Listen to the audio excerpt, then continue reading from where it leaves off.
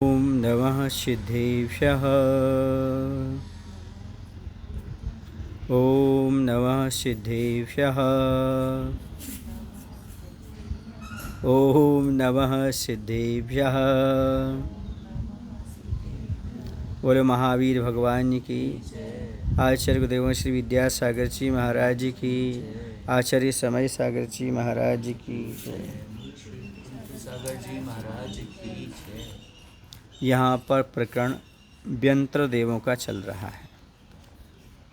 जो व्यंत्र देव होते हैं उनकी आयु कितनी होती है? तो व्यंत्र देवों की आयु जो होती है उत्कृष्ट आयु होती है 1 पल्ले प्रमाण, और मध्यम आयु असंख्यात वर्ष प्रमाण होती है, और जघन्य आयु चाहे देव की हो चाहे नार की हो सबसे कम आयु होती है 10,000 वर्ष। कितनी होती है? तो व्यंत्र देवों की उत्कृष्ट आयु हो गई 1 पल्ल, मध्यम आयु हो गई असंख्यात वर्ष प्रमाण, और जघन्य आयु हो गई 10,000 वर्ष प्रमाण।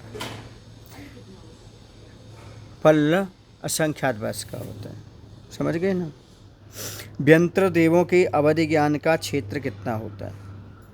10,000 वर्ष प्रमाण आयु वाले व्यंत्र देवों के अवधि ज्ञान का विषय ऊपर और नीचे जघन्य 5 कोश तथा उत्कृष्ट 50 कोश प्रमाण है। पल्योपम प्रमाण आयु वाले व्यंत्रदेव अवधि ज्ञान से नीचे और ऊपर 1-1 लाख योजन प्रमाण देखते हैं। समझ गए? जो व्यंत्रदेव कौन सी पल्योपम आयु प्रमाण वाले हैं वो व्यंत्रदेव अवधि ज्ञान से नीचे तो और ऊपर भी 1-1 लाख योजन प्रमाण तक अवधि ज्ञान से जान सकते हैं। समझ गए? नारकी की व्यवस्था अलग है, व्यंत्रों की व्यवस्था अलग है। नारकी का ऊपर जान ही नहीं सकता, ऊपर का बहुत कम होता है उनका। तो ऐसा व्यंत्रदेव में कितना सामर्थ्य होता है? अब व्यंत्रदेव कितनी शक्ति होती है? कहते हैं ना, व्यंत्रों के पास 2 प्रकार की शक्ति होती है। शापानुग्रह शक्ति, कोई भी देव होगा उसके पास शापानुग्रह शक्ति होती है। शाप माने गलत करने का, शाप देने का, बर्बाद करने का, मारने का, और अनुग्रह माने अच्छा करने का। दोनों शक्तियाँ देवों के पास होती हैं। सामर्थ्य, संभावना, सत्य, शक्ति होती है। तो 10,000 वर्ष प्रमाण आयु वाला प्रत्येक व्यंत्र देव 100 मनुष्यों को मारने को और पालन करने को समर्थ रहता है। 100 मनुष्यों को मार सकता है और 100 मनुष्यों का पालन पोषण भी कर सकता है। वह देव अपनी शक्ति से 150 धनुष प्रमाण विस्तार एवं बाहुल्य से युक्त क्षेत्र को उखाड़कर अन्यत्र रख सकता है। 1 पल्ल प्रमाण आयु वाला व्यंत्रदेव अपनी भुजाओं से 6 खंडों को उलटने में समर्थ है और उनमें स्थित मनुष्यों को मारने तथा पालने में भी समर्थ है। ये व्यंत्रदेवों की शक्ति का वर्णन किया। उनके पास शापानुग्रह शक्ति होती है, तो कम से कम छोटे से छोटा देव भी जो 10,000 वर्ष की आयु वाला है वह व्यंत्र, प्रत्येक व्यंत्र के अंदर इतनी क्षमता होती है, कोई 100 मनुष्यों को मार सकता है और 100 मनुष्यों का पालन भी कर सकता है। वह देव अपनी शक्ति से 150 माने 150 धनुष प्रमाण विस्तार और बाहुल्य से युक्त क्षेत्र को उखाड़कर अन्यत्र रख सकता है। पूरा क्षेत्र उखाड़ करके दूसरी जगह रख सकता है। 1 पल्ल प्रमाण आयु वाला व्यंत्रदेव अपनी भुजाओं से 6 खंडों को उलटने में समर्थ है। पूरे 6 खंडों को उलट सकता है और उसमें स्थित मनुष्यों को मारने तथा पालने में भी समर्थ है। ये व्यंत्र देवों की क्षमता बताई। करते हैं ऐसा नहीं, कर सकते हैं, इतनी उन्हें क्षमता होती है। अब जीव के पाप पुण्य का खेल होता है। किसका होता है? पाप पुण्य के उदय में ये सारी चीज़ें होती हैं। इसलिए व्यंत्रों से डरने की ज़रूरत नहीं है, उनको पूजने की भी ज़रूरत नहीं है। अपने पुण्य को बढ़ाने की ज़रूरत है, अपने कर्म सिद्धांत पर अटल रहने की ज़रूरत है। ये देवता हमारा बिगाड़ करते हैं, ऐसा करते तो फिर संसार में बिगाड़ ही करते रहते। वो उपकार करते सबको उपकार ही करते रहते। ऐसा नहीं, जब आपका पुण्य होता है तो आपका उपकार कर देंगे, और जब पाप का उदय होगा, राणा बंद होगा कुछ पुराना, तो आपका अहित कर देंगे। बाकी कुछ भी नहीं है। समझ गए ना? डरने की ज़रूरत नहीं है, नहीं तो व्यंत्रों से डरने लगो। अब व्यंत्र देवों की विक्रिया शक्ति और गमन शक्ति, मतलब वह कितनी विशेष रूप से शरीर से क्रिया कर सकते, उसका नाम विक्रिया है। विशेष रूपेण क्रियाति विक्रिया, शरीर के माध्यम से विशेष रूप से विक्रिया की जाती है। रूपों का निर्माण करना, ये सब विक्रिया कहलाती है। और गमन माने शक्ति, कितने पल में, कितने समय में, कितने दूर तक गमन कर सकते हैं वो, कितनी सामर्थ्य होती है बता रहे हैं। तो व्यंतर देवों की विक्रिया शक्ति और गमन शक्ति के बारे में कहते हैं कि 10,000 वर्ष की आयु वाला व्यंतर देव उत्कृष्ट रूप से 100 रूपों की और जघन्य रूप से 7 रूपों की और मध्यम रूप से विविध रूपों की विक्रिया करता है। ये कोई छोटे से छोटा व्यंतर देव है, 10,000 वर्ष की आयु वाला, तो उत्कृष्ट रूप से 100 रूपों को बना लेगा, 100 रूप धारण कर लेगा, और जघन्य रूप से 7 रूप बना लेगा, है ना। और मध्यम से तो इनके दोनों विविध रूप से हो जाएगा। अब शेष जो व्यंतर देव हैं उनमें से प्रत्येक देव अपने अपने अवधि ज्ञान का जितना क्षेत्र है उतने प्रमाण क्षेत्र को विक्रिया बल से पूर्ण करता है। संख्यात वर्ष प्रमाण आयु वाला व्यंतर देव एक समय में संख्यात योजन और असंख्यात वर्ष प्रमाण आयु वाला देव असंख्यात योजन जाता है। यदि हम छोटा योजन भी लें तो 12 किलोमीटर का होता है। कितने का होता है? हाँ, अब सुन लिए आप, एक समय में कितना पार कर जाते वो? संख्यात योजन। और असंख्यात वर्ष की आयु वाला होगा तो असंख्यात योजन पार कर जाते हैं। पलक झपकाना तो बहुत बड़ी बात होगी, एक समय में ही वो इतना पार कर जाते हैं। अब जो टीवी वगैरह में दिखाते हैं ना, वो दरवाज़ा खोल रहे हैं, आ रहे हैं, धीरे धीरे चल रहे हैं, उनके ऐसे चलने की आवश्यकता नहीं होती। उनके पास लघिमा आदि शक्तियाँ होती हैं, तो सुई की नोक होती ना, उस छेद, उसमें से पार करने की क्षमता होती है। दरवाज़ा खोलने की ज़रूरत नहीं होती उन्हें, चलने के लिए पैदल चलने की ज़रूरत नहीं होती है, असंख्यात योजन तक पार कर जाते हैं वो। ये सब परिकल्पनाएं हैं जो उसमें दिखाई जाती हैं, पिक्चर वगैरह में जो होता था पहले अपन देखते थे ना, जी हॉरर शो आता था जी टीवी पर, है ना वो सब ऐसा ही है, परिकल्पना है वो। हकीकत तो ये है जो आपको बताया जा रहा है। व्यंतर देव संबंधी जिन भवनों का प्रमाण कितना? अब जो जिनालय बने हुए हैं, जिन भवन है उसमें, क्योंकि कहीं भी जाओ अधोलोक में, ऊर्ध्वलोक में और विदेश क्षेत्र आदि में और भोग भूमिया में, इन सब में जिन भवन ही है, अर्थात जिन मंदिर के अलावा और कोई मंदिर नहीं मिलेगा। ये तो हुंडा और सापड़े की देन है जो भरत क्षेत्र में जिनालय को छोड़ करके अन्य अनायतनों को देखने को मिल रहे हैं। समझ गए ना? ऐसा वहाँ चाहे भवनवासी के जाओ, चाहे व्यंतर के, चाहे जोशी के, चाहे बेमन, सबके यहाँ जो कुछ भी व्यवस्था है, चैत्र वृक्ष हैं, अर्थात जिनेंद्र भगवान की प्रतिमाएँ ही विराजमान हैं, और कुछ भी वहाँ पर नहीं है। चाहे सम्यक दृष्टि हो चाहे मिथ्या दृष्टि हो, दोनों पूजन ही करते हैं भगवान की, अभिषेक पूजन। बस ये है कि सम्यक दृष्टि सच्चे देव मान करके पूछता है, मिथ्या दृष्टि कुल देवता मान करके पूछता है। ये हमारे कुल देवता है, हम इस कुल में उत्पन्न हुए इसलिए पूज रहे हैं। यहाँ भी कोई यदि जैन में जैन ही इसलिए भगवान का अभिषेक कर रहा हूँ, मेरे कुल में ऐसा है, तो समझ लेना कि वो सम्यक दृष्टि नहीं है। नहीं, मैं सच्चे भगवान मान करके पूज रहा हूँ, तो वो सम्यक दृष्टि है। ये सच्चे भगवान है, वीतरागी भगवान है, ऐसा मान करके पूछता है तो सम्यक दृष्टि माना जाता है। अब जगत प्रतर के संख्यात भाग में 300 योजनों के वर्ग का भाग देने पर जो लब्ध आवे उतने प्रमाण जिन मंदिर व्यंतर लोक में हैं। ये उपमा मान है। जगत प्रतर क्या है? उपमा मान। व्यंतर लोक के जिन भवन बराबर जगत प्रतर बटे संख्यात गुणित 300। समझ गए ना? इतने विशाल वहाँ पर क्या बने हुए हैं? जिनालय बने हुए हैं। समझ गए आप लोग? खोटे मनुष्यों, अब यहाँ पर कुछ वो कहते हैं ना, किन्नर किसे कहते हैं, किमपुरुष किसे कहते हैं, यहाँ पर कुत्सित किसे कहते हैं, आदि आदि। यहाँ पर जो गलत कार्य करते हैं ना, उनका नाम होता है, पर व्यंतरों का नाम अलग है। किन्नर, किमपुरुष, मरोहर, गंधर्व आदि, ये किसी प्रकार के मासादिभक्षण नहीं करते। फिर भी कोई प्रश्न करता है, खोटे मनुष्यों को चाहने के कारण किन्नर, कुत्सित पुरुषों की कामना करने के कारण किमपुरुष, मांस खाने से, पिशाच इत्यादि कारणों से ये संज्ञाएं क्यों नहीं मानते? क्योंकि लोग पिशाच किसे मानते हैं? जो आदमी को मारता है, खाता है। लोक में ऐसी प्रसिद्ध संज्ञाएं हैं, पर ऐसा नहीं है, क्योंकि देवता जो होते हैं बड़े दिव्य शरीर वाले होते हैं, वो अमृत का पान करते हैं, कई मांस तो खा ही नहीं सकते। ऐसा कहना मिथ्यात्व का बंद करना है। जो ऐसा कहता कि देवता सुरा पान करते हैं, देवता मांस आदि मांगते हैं, बलि मांगते हैं, ऐसा कहना ये सारा का सारा अवर्णवाद है और इससे दर्शन मोहिनी का बंध होता है। तो कैसे होते देव सुनो, व्यंतरों में किंपुरुष आदि की क्रिया निमित्तक संज्ञा मानना उचित नहीं है। ये क्रिया से कोई संबंध नहीं रखती। यह सब तो देवों का अवर्णवाद है। अवर्णवाद का अर्थ समझते हो? जो दोष जिसमें ना हो वो दोष लगाने का नाम अवर्णवाद होता है और इससे दर्शन मोहिनी का बंध होता है।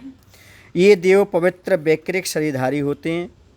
ये कभी अशुचि औदारिक शरीर वाले मनुष्य आदि की कामना नहीं करते हैं और ना मांस मदिरा आदि के खान पान में ही प्रवृत्त होते हैं।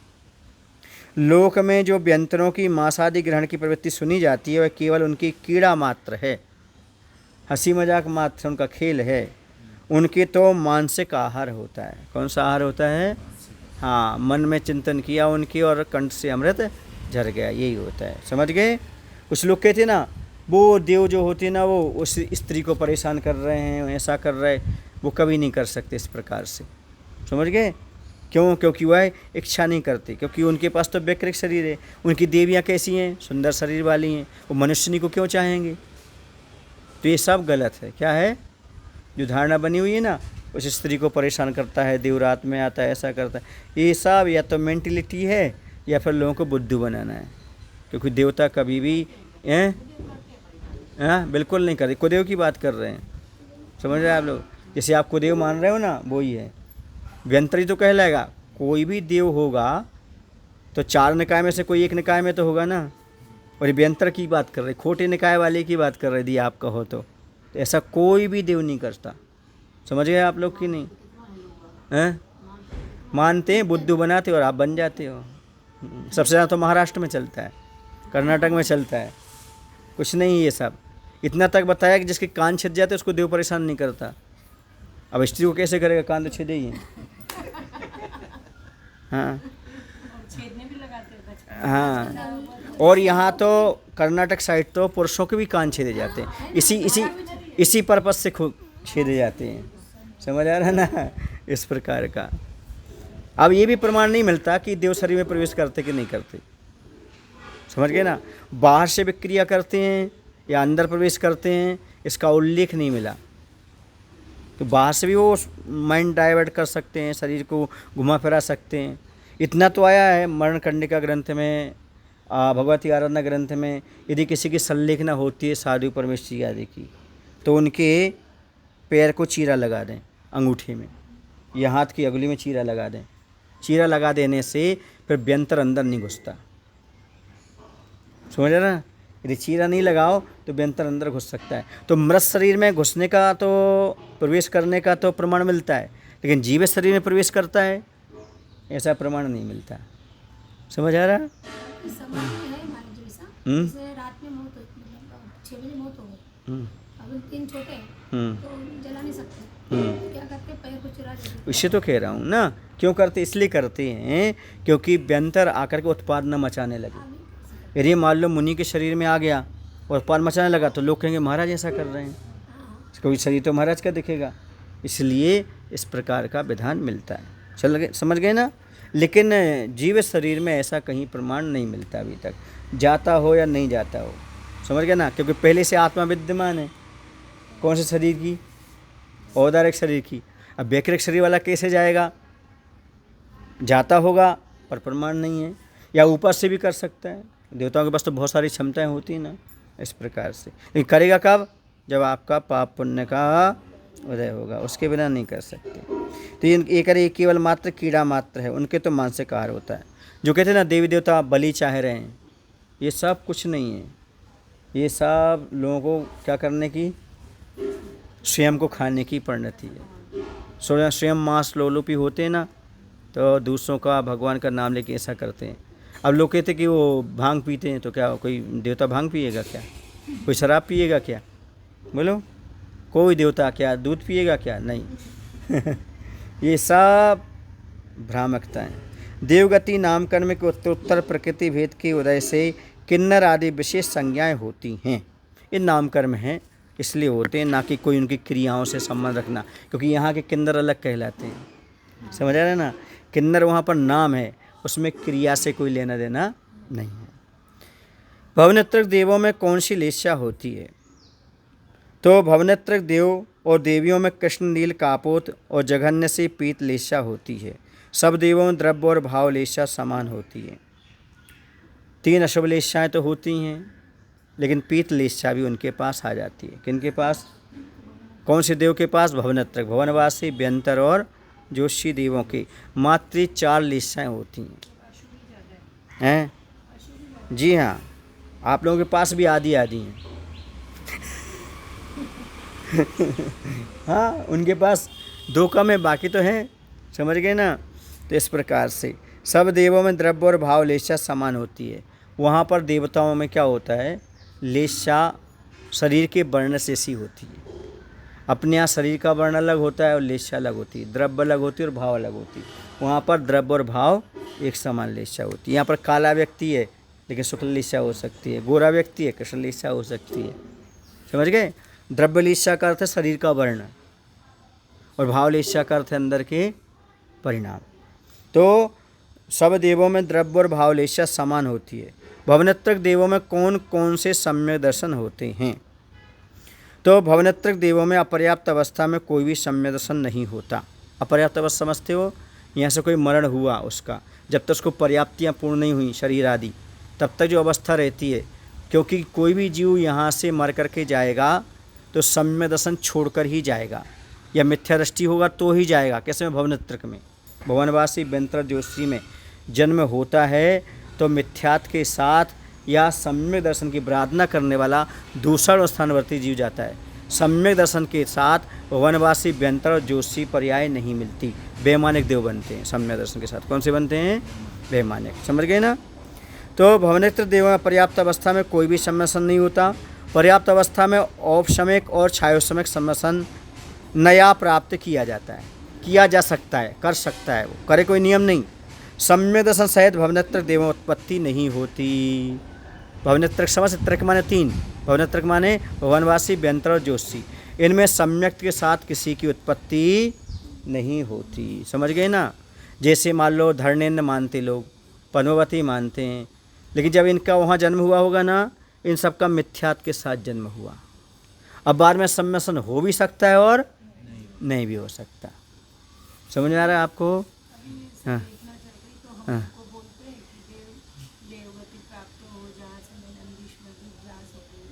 वो बात अलग है, वो कहना अलग चीज़ है, लेकिन मिथ्यात्व के साथ, सम्यक के साथ, पैमानिक में। कौन से में?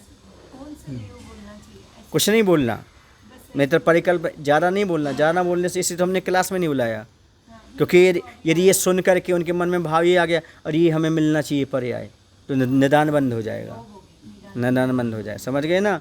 तो किसी आशा से नहीं, ठीक है ना? यदि हमारा शरीर छूटता है और निश्चित है जो संलिग्ना पूर्वक व्रत पूर्वक शरीर छोड़ता है उसे देव पर्याय मिलती है। हाँ, चाहना नहीं, देव पर्याय मिलेगी। मिलने के बाद वहाँ क्या करना? गाफिल नहीं होना। हाँ, ऐसा समझाने का प्रयास करना है ना, ऐसा। वरना ऐसे भी साधक हुए हैं जिन्होंने भगवान का केवल ज्ञान हुआ। मुनि महाराज की बात कर रहे हैं, साविका श्रावक की नहीं, है ना? मुनि महाराज को क्या हुआ? केवल ज्ञान हुआ। उन्हीं के भाई छोटे, वहाँ पर देखा व्यंतर देव आकर के, चतुर्नकार के देव आए, लेकिन व्यंतर पसंद आ गया उनको, महाराज को। उनने मन में सोच लिया, मैं यदि मेरा मरण हो इस पर्याय में हो, तो कहाँ वैमानिक देव होना थे और जा कर के। इसलिए उस समय सावधानी रखना पड़ता है। किन के लिए? जो छपक चल रहा है, छपक के लिए प्रलोभन से बचाना। किससे बचाना? हाँ, जीने की इच्छा न मरने की वांछा, परिवार जन मित्र से। हाँ, मुझे मरण की इच्छा नहीं, जीने के साथ कोई भी मुझे इच्छा नहीं है, जो हो रहा है परिणमन उसको देखने की। हाँ, वो तो इसलिए बताया जाता है, देखो आपका शरीर छूटेगा, आपको देव पर्याय मिलेगी, उस पर्याय में आप जाते हो तो वहाँ भोगों में नहीं रमना, है ना? वहाँ कीड़ा में नहीं रंगना, बल्कि जा कर के नंदीश्वर दीप की वंदना करना, श्रीमंदर स्वामी के समोषण में तत्व चिंतन सुनना। जो हमारे पुराने आचार्य हुए हैं, समंतबद्ध महाराज, कुंद महाराज, आचार्य भगवंत, शांति सागर, इन सब से मिलना। समझ गए ना? ऐसा संबोधन, वहाँ भी तत्व चिंतन सुनते रहना, ऐसा कहा जाता है। तो वहाँ पर सम्यक दर्शन सहित भवनेत्र देवोत्पत्ति नहीं होती। समझ गए? हाँ। भवनत्रक देवों में कौन कौन से गुण स्थान होते हैं? तो भवनत्रक देवों में अपर्याप्त अवस्था में तो मिथ्यात्व और सासाधन, पर्याप्त अवस्था में 1 से 4 गुण स्थान हो सकते हैं। समझ गए ना? मिथ्या दृष्टि भी रह सकता है, शासन सम्य दृष्टि भी रह सकता है, मिश्र गुण स्थान वाला भी रह सकता है और अवरस सम्य दृष्टि भी। समझ गए? ये 4 गुण स्थान होते हैं। समझ गए?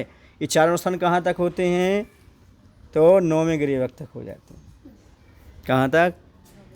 फिर अन्य अन्यत्र विमान में तो सम्यक दृष्टि ही पैदा होते हैं ऊपर। बाकी सब वैमानिक देवों में भी 16वां स्वर्ग है, 9वें गृहवक है, यहाँ तक भी अभव्य मिथ्या दृष्टि भी उत्पन्न हो जाता है। लेकिन 16वें स्वर्ग से ऊपर जाएगा तो मुनि अवस्था धारण करके ही जाएगा, भले अभव्य भी क्यों ना हो, बाहर से मुनि ही बनना पड़ेगा 16वें स्वर्ग से ऊपर जाने के लिए।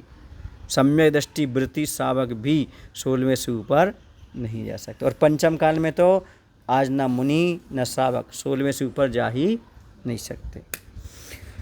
अब यहाँ पर भवनत्र देवों में कौन उत्पन्न होते हैं? सुन रहे ना?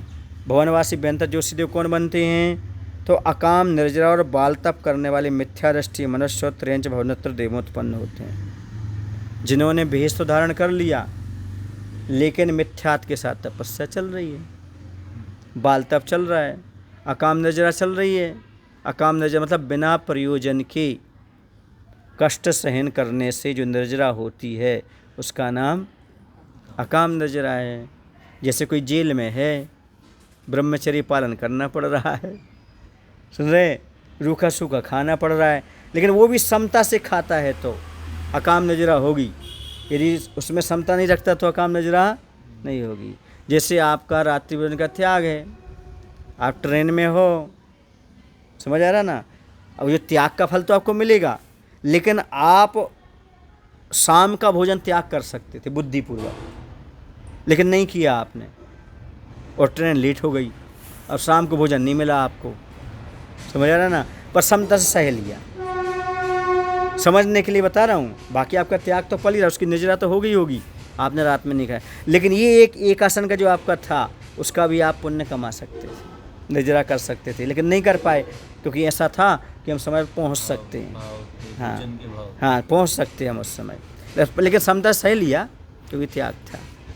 तो अकाम निर्जरा और बाल तप आदि, ये बहुत सारे लोग मिथ्या तप तपते हैं, और कुछ जिनलिंग में को धारण करके भी मिथ्या तप में तब लग जाते हैं, या फिर मिथ्यात्व के साथ तपस्या करते हैं, वो भी हो जाता है।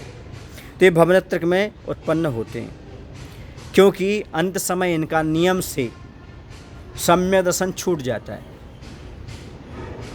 या तो दूसरे गुण स्थान में आ जाएंगे, सासाधन माने असाधनक ने सम्यक दृष्टि, या फिर मिथ्या दृष्टि होकर के ही मरेंगे भवनत्रक में जन्म लेने वाला।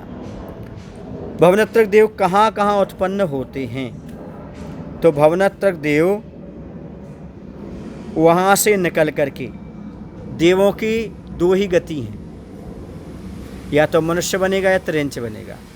क्या बनेगा? मनुष्य या त्रेंच बनेगा। तो भवनत्रक देव वहाँ से चय करके कर्मभूमि मनुष्य एवं त्रेंच में उत्पन्न होते हैं। 12वें स्वर्ग तक का क्या बन सकता है? 17 चतुष्पद के आए ना, 12वें स्वर्ग तक का त्रेंच बन सकता है। और सौधर्म में ईशान स्वर्ग का देव एक इंद्री वृक्ष आदि में जन्म ले सकता है। भवनत्रक से लेकर के सौधर्म ईशान स्वर्ग तक का देव एक इंद्री में जन्म ले सकता है, मात्र वायुकायक और अग्निकायक को छोड़ करके। विकलत्र में जन्म नहीं लेगा, लेकिन एक इंद्री में जन्म ले सकता है। तो भवनवासी व्यंतर जोशी देव वहाँ से चयकर कर्मभूमि मनुष्य एवं त्रेंचों में उत्पन्न होते हैं। ये नियम है।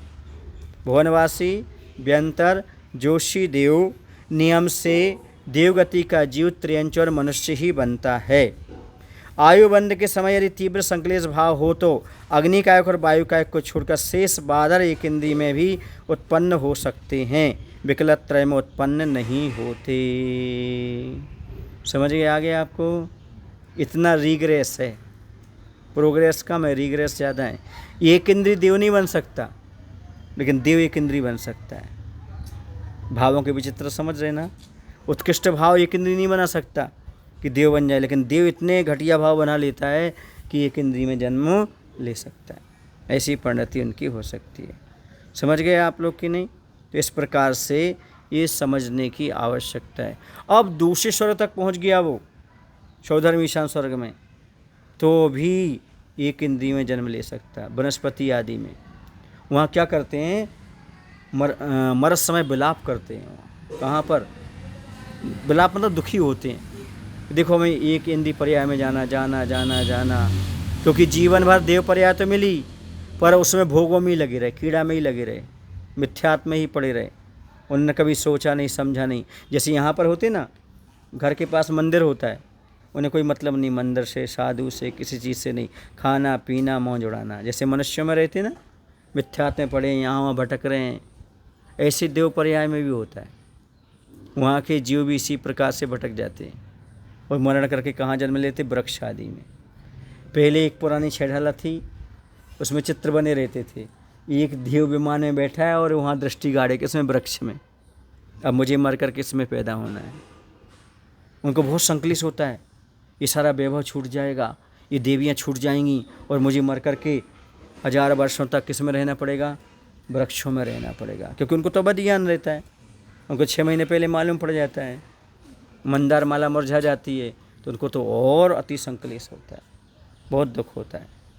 बस ये है कि देव नारकी नहीं बन सकता, नारकी देव नहीं बन सकता, देव देव नहीं बन सकता, नारकी नारकी नहीं बन सकता। देव और नारकी भोग भूमि के त्रियंच और मनुष्य नहीं बन सकते, मात्र कर्म भूमि के मनुष्य त्रियंच ही बन सकते। क्योंकि भोग भूमि में जाएगा कौन? दान के प्रभाव से। तो दान कौन दे सकता है? मनुष्य या अनुमोदना की अपेक्षा त्रियंच। इसलिए भोग भूमि में कौन जाते हैं? मनुष्य और त्रियंच जाते हैं। समझ गए? ये कंडीशन है, ये नियम है। यदि भोग भूमि में जन्म होता है तो कर्म भूमि के मनुष्य त्रियंचों का दान के प्रभाव से। देवगति का कोई जीव या नरक गति का कोई जीव आएगा तो वह मनुष्य त्रियंच बनेगा। वो भी कहाँ का बनेगा? कर्म भूमि का बनेगा। समझ आ रहा है ना? सौधर्म स्वर्ग तक का, सौधर्म ईशान स्वर्ग तक का देव एक इंद्रिय में जन्म ले सकता है। 12वें स्वर्ग तक का देव त्रियंच में जन्म ले सकता है, लेकिन विकलत्रय में जन्म नहीं लेगा, एक इंद्रिय में जन्म। ये सारी कंडीशन है। आज ये भवनत्र देवों का प्रकरण हो गया। अब ज्योतिषी देवों का आगे। बोलो महावीर भगवान की जय। आचार्य गुरुदेव श्री विद्यासागर जी महाराज की जय। तो लोग जय नहीं